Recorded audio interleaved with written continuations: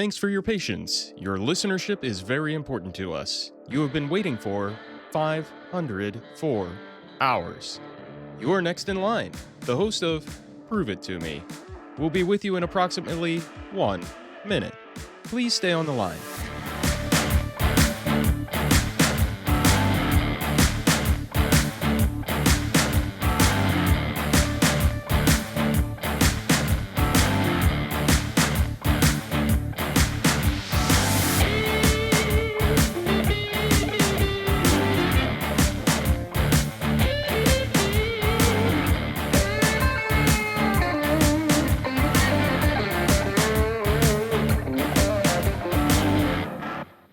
Hello, everyone, and welcome to Prove It To Me. I'm your host, Dr. Matt Law.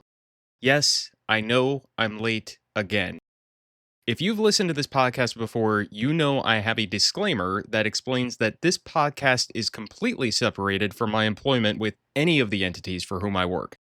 As such, sometimes my regular employment requires me to be cut off from the ability to perform any other work for anyone else for a certain period of time. Now, that's a nice way of saying I went into the field and did Marine shit as a naval officer for about a week. Anyway, when I do get cut off from everything else, I get a little backlogged on the other things I need/want to accomplish. So here we are. I truly do appreciate your patience. Now, on the last episode, we looked at scare tactics used in workplace safety and health training. We discussed some of the things I normally bring up in the ethics course I co-teach, and we looked at 4 different studies that critically evaluated the use of scare tactics to influence behaviors in a variety of applications. One of those studies was this weird critical multimodal discourse analysis dealing with semiotics, which I still haven't quite figured out how to properly evaluate. The other 3, however, quantitatively showed that the scare tactics used in their study were not working as intended. We learned a few key points in part 1, but one of the most important things was this extended parallel process model, which illustrates the relationship between scare tactics, which are also known as fear appeals or threat appeals, and behavior outcomes. Importantly, though, this model illustrates that efficacy makes or breaks that relationship. Based on this model, you have to thoroughly scare the shit out of the person receiving the message so they feel the threat is severe enough and they are susceptible enough to the threat. Then, you have to also make sure that efficacy exists for the person receiving the message. Remember, efficacy requires response efficacy, which means the person receiving the message believes the recommended behavior will reduce the threat, and it also requires self-efficacy, which means the person believes they are capable of doing the recommended behavior. For example, let's pick on driver safety because that's an easy one to pick on. Let's say I trained a driver and used all of these gruesome photos and videos to show them the severity of accidents when they occur. Honestly, I didn't even have to dig real hard to find those, right? Then I trained the driver how to drive safely. Don't speed, stay aware, don't run red lights, don't text and drive, do hands-free calling, all of that stuff. Let's assume the driver now feels that the outcome of an accident is pretty severe. They know they are susceptible to an accident and they know what behaviors they need to do to avoid it. Now, cut to 6 weeks later, that driver is in Florida, where on a 70-mile-per-hour interstate, traffic goes at 2 speeds, 60 miles per hour in the left lane, and yes, I said the left lane, or 80 to 90 miles per hour everywhere else. The driver no longer feels that 70 miles per hour is a feasible speed, so they decide to join the 80 to 90 group. Self-efficacy for not speeding, gone. Then, a text comes in. It's urgent. The driver feels like they need to respond. The driver believes they can send the text real quick without any negative impact. Why? They've been doing it every day because the job demands it, and so far, nothing bad has happened. Also, no one trained them on how to use hands-free texting. Response efficacy, gone. And without efficacy, those scare tactics are no longer affecting the desired behavior. So, theoretically, it takes all of these things for scare tactics to work. If you ask me, That's a lot of shit to manage while you insist on using your graphic images and videos in your safety training. Oh, and also, this model explains that fear without efficacy can actually exacerbate the problem. People will adopt fear control processes, resulting in defensive avoidance. The outcome you want is danger control processes, meaning you want them to be focused on controlling the hazard rather than controlling their own fear. Now, remember, I say theoretically because this is a model, and models don't tell us the way things work. Models tell us which relationships to measure to determine if things are working. However, on the last episode, we went through 3 different studies that each mentioned this model, and I'm sure there are certainly more studies out there that measure against this model. By the way, you realize these researchers are doing the Lord's work, right? How many of you out there are just creating and delivering your safety trainings and never really measuring outcomes after the fact? And I'm not talking about your little post training quiz that measures knowledge retention immediately after the training. I'm talking about measuring the stuff that matters and drawing correlations. Look, all I'm saying is that if you're going to continue using scare tactics, you better be prepared to measure the outcomes. If you don't measure it, you can't manage it. Until you do, you can't swear to me that it works. I just went through a bunch of research that quantitatively states that it probably doesn't. And if you really wanted it to, there's some extra steps that I bet you haven't bothered to take. Now, also, only one of those studies really talked about the span of time that the scare tactics they were studying influenced behaviors, which was partially why I started this whole endeavor. Just to recap, that was the study on the party intervention in Germany, where they took students to a hospital and told them all the bad stuff that happens when you have a severe injury from a traffic accident. They said that previous research found short term effects, 1 to 2 weeks, on knowledge and attitudes, medium term effects, 6 to 12 months on self reported risk behavior, which again, ask your workers 6 to 12 months after training whether they're doing the right thing all the time. Of course, they'll say yes. Self reporting is what it is. Oh, and long term effects up to 44 months on traffic offenses, injuries, and deaths. 44 months is pretty solid, but I feel like I'd want to dig into that a little further. Anyway, what I promised for this episode was to bring in some studies that support the use of scare tactics. I'm going to try to do that, and we'll go through in rapid fire fashion like we did the last time. This time, I will try to slow down my speech a little.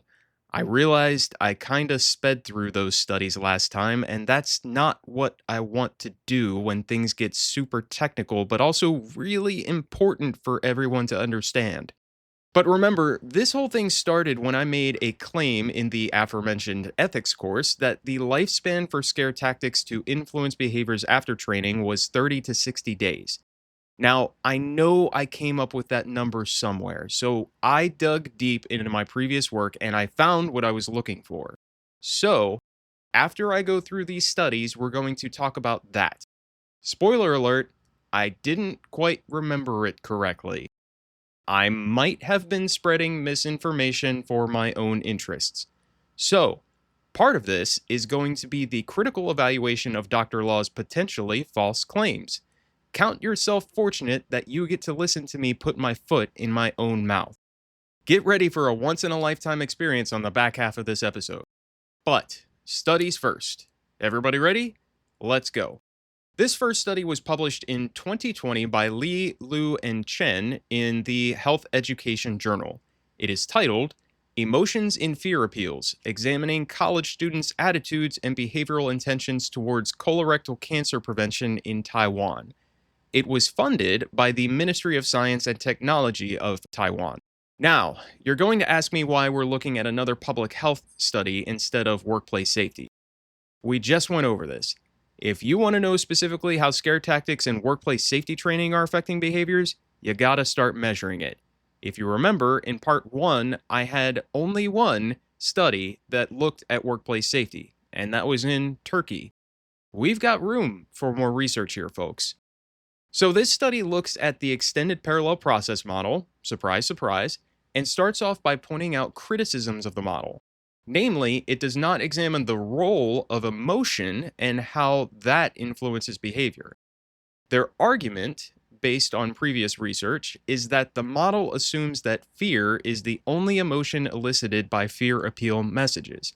And the other studies have shown that both fear and anxiety are elicited by fear appeal messages as two separate, discrete emotions. It also seeks to question the proposition that threat and efficacy have a moderating effect on attitudes and behavior. Their argument here is that the model claims that only high threat and high efficacy will result in behavior change. The authors think that the other three groups, high threat, low efficacy, low threat, high efficacy, and low threat, low efficacy, may also cause behavior change just to a different degree. They want to see if there is a significant difference. So they sought to examine emotions and the interaction effects of threat and efficacy to understand their effects on attitudes and behavioral intentions towards colorectal cancer prevention. Now, remember, I'm going through this study from beginning to end, and I have to tell you once again that I'm getting more excited as I do. They start with a pretty thorough literature review where they go through the previous research, and that informs their hypotheses. That's exactly the way it should be done. If you want to hear me rant on constructing hypotheses, go back and listen to the episode on the dreaded C word. So, the first hypothesis is split into two parts. First, fear is elicited by subjects' perceived severity of colorectal cancer. Second, anxiety is elicited by subjects' perceived susceptibility of colorectal cancer. Honestly, that's two different independent variables and two different dependent variables.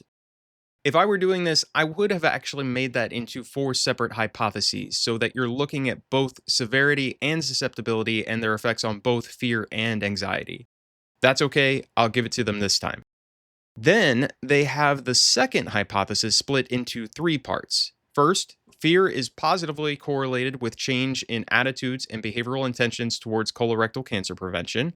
Second, anxiety is positively correlated with changes in attitudes and behavioral intentions towards colorectal cancer prevention.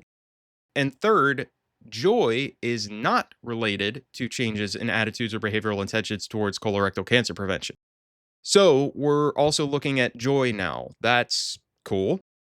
Lastly, they have a well-constructed research question for that final part. Does the high threat, high efficacy group achieve the best persuasion effect, while the remaining three groups, high threat, low efficacy, low threat, high efficacy, and low threat, low efficacy, do not differ in regard to the persuasion effect? So, let's get into methodology.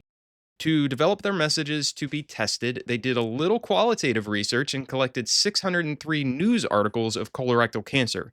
From that, they picked 4 articles for each element in the model: severity, susceptibility, response efficacy, and self efficacy. They used a focus group to narrow that down to 1 high threat and 1 high efficacy message and 1 low threat and low efficacy message. Then they ran a pilot study with 86 responses to find a significant difference in perceptions across all 4 model elements between the two messages. Then they did a pre-test post-test design to measure perceptions among a final sample size of 402 college students. The pre-test set the baseline for the perceptions and behavioral intentions, and the post-test, conducted a week later, contained either the high threat, high efficacy message or the low threat, low efficacy message, split about half and half among those 402 students, and then measured perceptions and behavioral intentions again. Oh, fantastic! They actually quantitatively tested for validity and reliability. This study is good for my soul. Okay, lots of great statistical tests in here, ANOVAs and regression models. Love it. Okay, let's get down to the findings. First, fear had a significant relationship with severity, but did not have a significant relationship with susceptibility. That's interesting. Second, anxiety had a significant relationship with both severity and susceptibility, but it looks like severity affected anxiety more than susceptibility. Furthermore, they found that anxiety had a direct effect on behavioral intentions, but fear did not. Oh boy. Does that mean anxiety is actually what we're after with these scare tactics and not fear? Yes. Anxiety made a positive contribution to adoption of danger control processes, the behavior we want, where they are actually intending to control the hazard.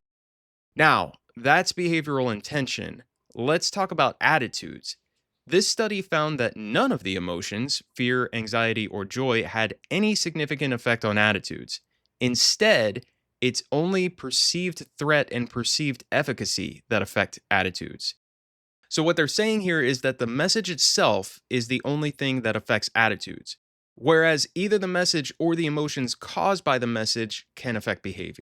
Speaking of that third emotion, joy, joy also had a positive effect on behavioral intentions. Now, the authors go through this whole discussion on systematic and heuristic processing modes for these different emotions, which I'm not going to fully get into at the moment. But they basically conclude that although both joy and anxiety affect behavioral intention, anxiety is more likely to have a longer lasting effect. They didn't actually test that. That comes from previous research, but they suggest that future research on fear appeals should look deeper into this. That was what I was looking for the whole time. Thanks. Finally, they found that the high threat, high efficacy message had the most persuasion on attitudes and behavioral intentions, followed by high threat, low efficacy, low threat, high efficacy, and low threat, low efficacy had the least persuasion. Perceived threat had more effect on attitudes than perceived efficacy, and perceived efficacy had more effect on behavioral intentions than perceived threat.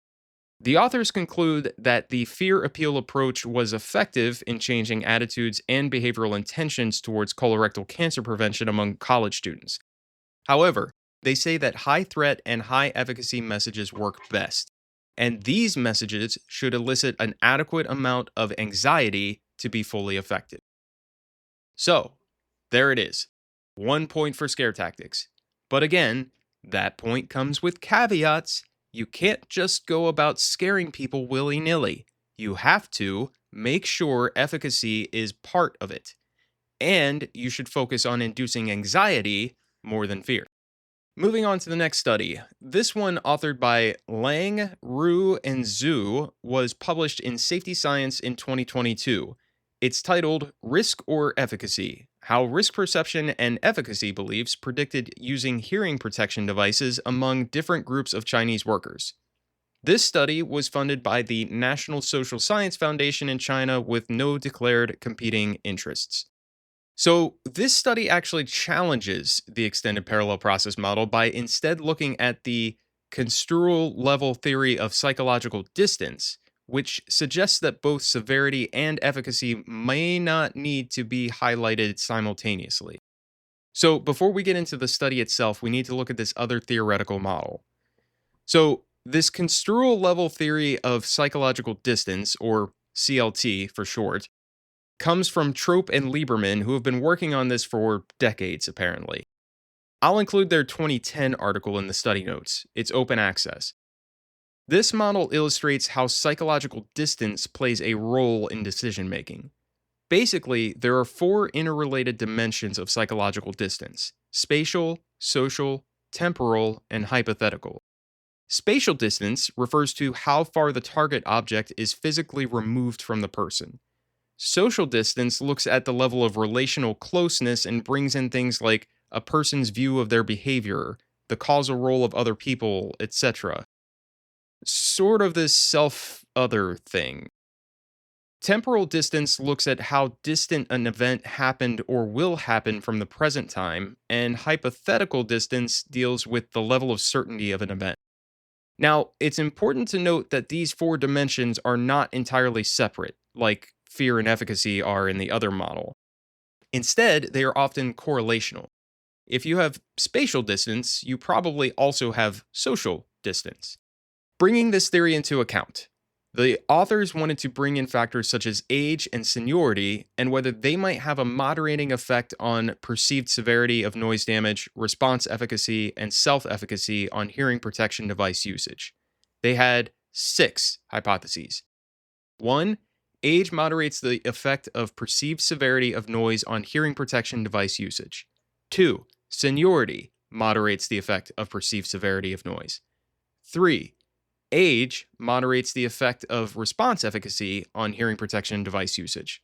4. Seniority moderates the effect of response efficacy. 5, age moderates the effect of self-efficacy. And 6, seniority moderates the effect of self-efficacy. Again, repetitive, but this is how good research is done. Also, notice that when you break it down like this, the research becomes very simple. The things we're trying to identify are not that complicated, and they are guided well by the theories we've been discussing. So they did a survey for this, and they got 449 workers from 5 different factories to respond. They also had 46 of those workers stay after the survey for follow-up interviews. That part was to assess their opinions of the hearing protection devices made available to them at the factories, relevant policies, and attitudes of management towards hearing protection. So, I normally don't get into the nitty-gritty of statistics, but I want to explain a little bit of what happened here and why I love regression models so much.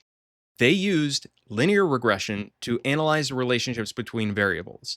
The reason why I love linear regression is because not only are you able to see the strength of a correlation, you are also able to calculate variance.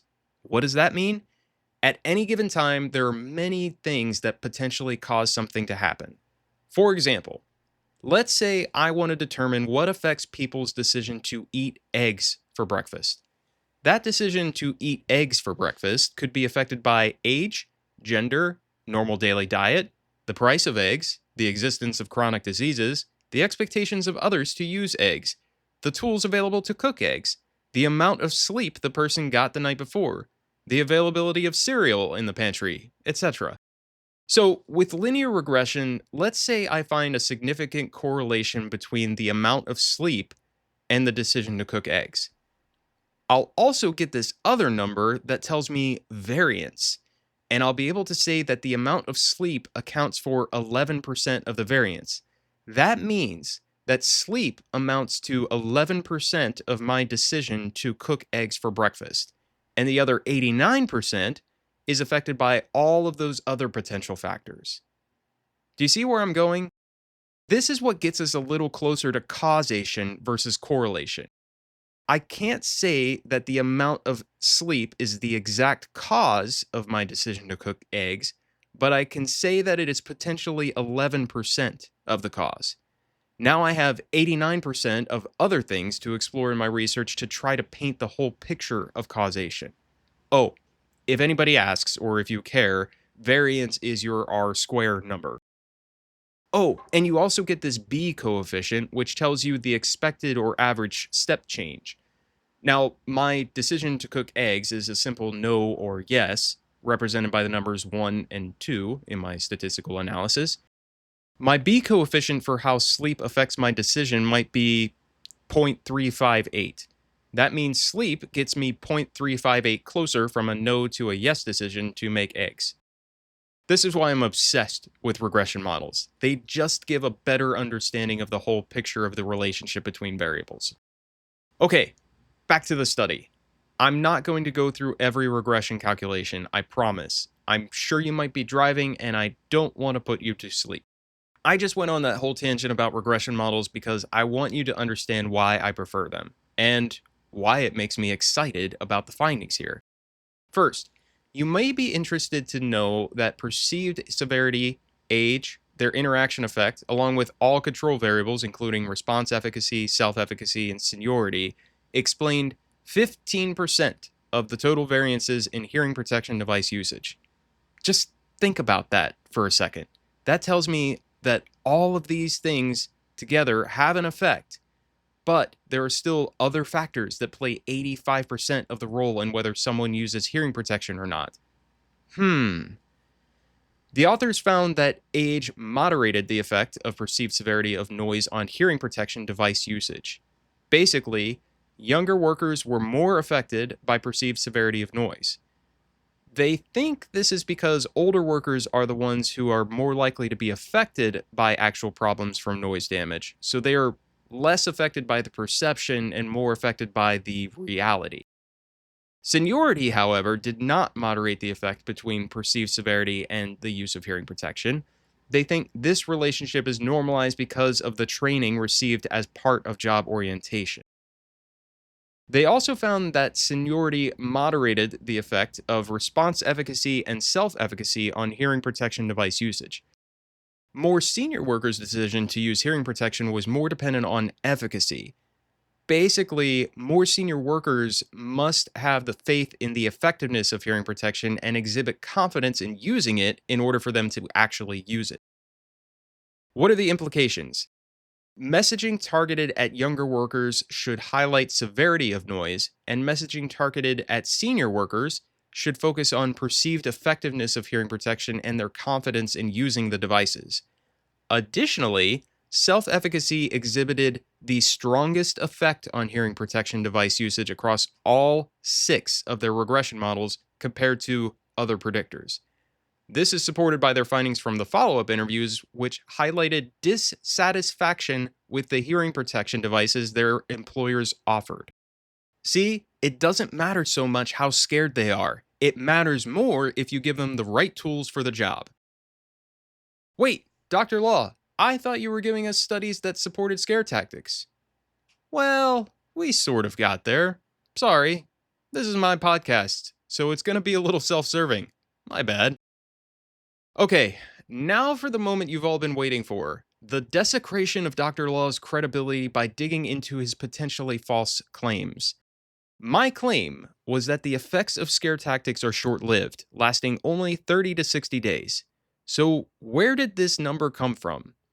To get this answer, I had to dig back into my previous work, all the way back to 5 or 6 years ago before I ever started really getting into original research, before I ever started my doctoral work, and before I had a true understanding of research to practice, good measurement, and how to fucking write properly. If you've known me long enough, you might know that I have a short presentation series on selling safety.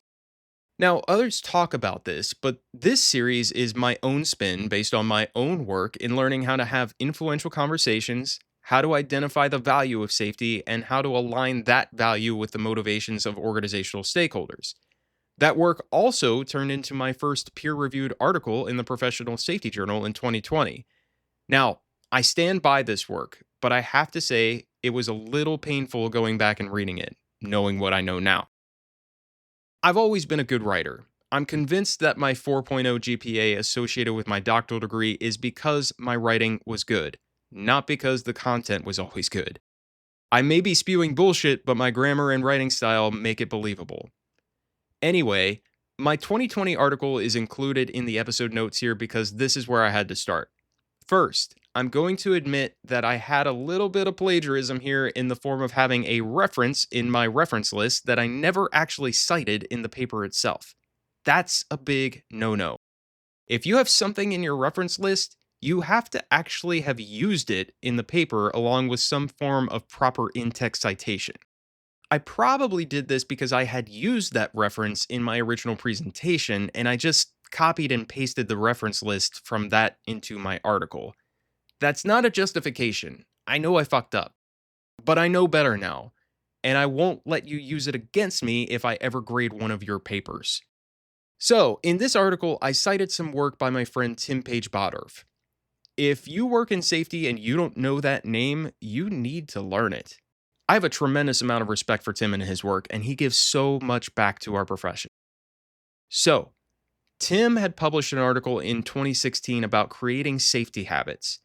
In my paper, I was discussing how selling safety should incorporate more positive conversations and turn away from negative interactions. Here's the quote that I pulled from Tim's article. An OSH team, that's occupational safety and health, cannot intimidate or scare employees into changing their habits. With the average person needing just under 10 weeks to develop a new habit and a sizable minority of employees requiring longer, no single graphic, video, or shocking story will have a consistent impact on their behavior for the length of time required to establish a new routine. Okay, so we have just under 10 weeks to create a habit, but we don't have a number on scare tactics yet. But at this point, I'm almost 100% convinced this is where I got my number. So let's dig into Tim's article a little further and see where he got this. His article is also referenced in the episode notes, but you'll need access to the Professional Safety Journal somehow to read it. Now, Tim's article is a best practices article, so this is one of the articles in PSJ that is not peer reviewed. The reason for this is probably because this article is shorter. It's a snippet of a larger body of work. But he has references, so let's see how deep we can dig. Quoting Tim's article, a common belief is that it takes 21 days to form a new habit. Unfortunately, it is not quite that straightforward, and that statement is missing a few words. One study on changing habits found that it takes a minimum of 21 days to form a new habit. Subsequent research has confirmed that the 21-day mark is often a best case scenario and that the median time frame for habit formation is 66 days. End quote. So we're going to pause here on Tim and go to the article where he got this information. I promise you, this is important for our discussion, but I won't spend as much time here as I normally do on individual articles. This study by Lally, Van Jaarsveld, Potts, and Wardle was published in the European Journal of Social Psychology in 2010. It's titled, How Are Habits Formed? Modeling Habit Formation in the Real World. They took 96 volunteers and had them choose an eating, drinking, or activity behavior to carry out daily for 12 weeks. They completed the self-report habit index each day and recorded whether they carried out the behavior. The results were able to fit 62 of these participants on a nonlinear regression model, which basically has a curve instead of a straight line, but we don't need to dig too deep into that. So they found that the median time to reach 95% of their asymptote of automaticity, which is a technical way of saying they satisfactorily created a habit, was 66 days. The range, get this, was 18 to 254 days. The difference in this time was not significant based on the type of habit. So what we're taking from this is the median is 66 days to form a habit, but it could take a lot longer for quite a bit of folks. That could explain a little bit of my 30 to 60 days thing. 66 is pretty close. All right, back to Tim's article to grab one more reference. Quote, negative communications, from injury-based scare tactics to old-school yelling, might correct behavior in the moment, but the effect will wear off well before a new habit is formed. Positive thinking has been demonstrated to increase people's ability to build personal skills, and supervisors who take an approach based on encouragement and support will likely promote better habit formation. End quote. From this section, we'll pull one more reference, so let's go to that article. This article, published in 2008 by Fredrickson, Cohn, Coffey, Peck, and Finkel in the Journal of Personality and Social Psychology, is titled Open Hearts Build Lives. Positive emotions induced through loving kindness meditation build consequential personal resources. Now, this, folks, is not an article I would have clicked on. First of all, it's a little bit on the old side. It's from 2008. My preference is to stick within the last 5 years for the most recent research, unless the work is seminal, meaning it was so influential that it will never not be relevant. Second, it sounds soft and qualitative, and that's not super appealing to me as a quantitative researcher. Nevertheless, we will dig into it, trying not to judge a book by its cover, or an article by its title. Whatever, you get the picture. These folks had a final sample size of 139 participants. They did a pre-test, post-test design, which measured mindfulness and awareness, agency thinking and pathways thinking, savoring beliefs, life orientation, ego resilience, psychological well-being, dyadic adjustment, positive relations with others, illness, sleep, satisfaction with life, and depression. In between the pretest and post-test, they spent 9 weeks completing a short report on their emotions and time spent in meditation, prayer, or solo spiritual activity over the past day. Now, during that 9-week period, half of the participants were put in these workshops once a week, which exercised loving kindness meditation. This meditation helped the participants practice directing love towards themselves, their loved ones, their acquaintances, strangers, and finally to all living beings. They were also given recordings to practice at home. Ugh, this is probably something I need. Basically, they found that this meditation did not greatly decrease negative emotions, but it greatly increased positive emotions. The increase in positive emotions also helped curb the impacts of negative emotions like depression. They were able to build the resources that make their lives more fulfilling and help keep their depressive symptoms at bay. So, this study gives us a little ammunition to say that giving people positive interactions and giving them something to believe in is actually a tool in itself to help them be more successful. To be honest, we might have to have another episode that digs into the impact of positive reinforcement as opposed to the impact of scare tactics. All right, now, I have brought all of this to you to say that I have been spreading a little bit of misinformation. My claims about the effects of scare tactics to influence behavior lasting only 30 to 60 days were not entirely true. However, I think we still learned some things. Let me list them out. 1. Theoretically, scare tactics can work. But 2. You have to make sure they sufficiently induce both perceived severity of the hazard and perceived susceptibility of the hazard. 3. You have to make sure the person has efficacy, meaning they feel like what you're telling them to do will actually work, and they have the ability to do what you're telling them to do, which also means that you have to give them the right tools to do the job. 4. If you do happen to induce fear but fail to ensure efficacy, you can exacerbate the problem. A fear control response will occur instead of a danger control response. The person may avoid the task altogether instead of controlling the hazard to work safely. Trust me, you, as the safety professional, do not want to be the reason your workers aren't working. 5. The effects of scare tactics may have a time limit. However, we don't know exactly what that time limit is. The time limit is probably dependent on how long the efficacy lasts, and efficacy is affected by many things. So it's a little fragile and a lot to maintain. 6. On the emotions you're trying to induce for scare tactics to be effective, you may have to focus more on inducing anxiety rather than fear. 7. If you use scare tactics, you may have to tailor the message based on factors like age and seniority. 8. If you use scare tactics, you sure as hell better make sure it's legal and that you consider the ethics around what you're doing. 9. Positive messaging may be more effective, but we need to do a little bit more research on that to really know. 10. I still don't understand what the hell a multimodal discourse analysis is. And finally, 11. It is entirely possible to dig through my previous work and poke holes in it. Dr. Law is not immune to critical feedback. And that, my friends, is all I have time for today. I hope that you've enjoyed part 2 of my discussion on scare tactics in workplace safety training.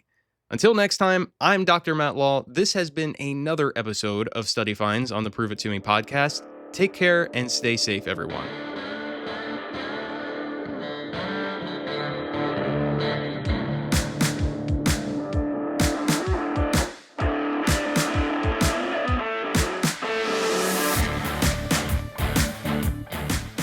Prove It To Me is produced by me, Matt Law. Original music by Wes London. You can find this podcast on Podbean, Apple Podcasts, Spotify, YouTube, Amazon Music, and iHeartRadio. Like what you've heard so far? Please like, subscribe, and follow wherever you get your podcasts, and leave a 5-star review on Apple Podcasts. Got questions about what we talked about or research that you want to share? Send an email to contact@proveitpod.com. The views and opinions expressed in this podcast are those of the host and its guests and do not necessarily represent the official position, opinion, or strategies of their employers or companies. Examples of research and data analysis discussed within this podcast are only examples. They should not be utilized in the real world as the only solution available, as they are based on very limited, often single use case, and sometimes dated information. Assumptions made within this discussion about research and data analyses are not necessarily representative of the position of the host, the guests, or their employers or companies. No part of this podcast may be reproduced, stored in a retrieval system, or transmitted in any form or by any means, mechanical, electronic, recording, or otherwise, without prior written permission of the creator of the podcast. The presentation of the content by the guests does not necessarily constitute an active endorsement of the content by the host.